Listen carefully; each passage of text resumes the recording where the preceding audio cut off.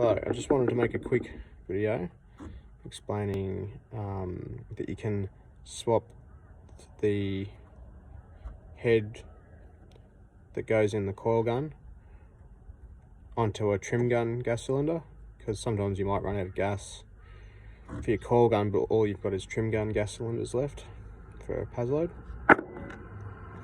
So to do it, you need to take the head off the coil gun cylinder, and it can be done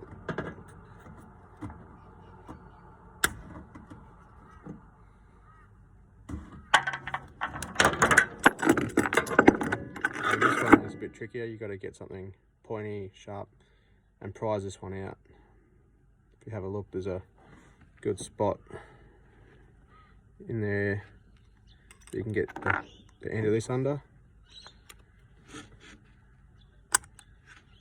like that.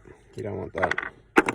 Then this off the coil gun gas cylinder pushes in.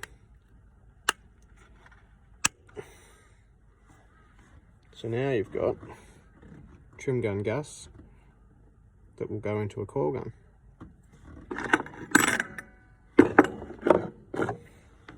Thanks.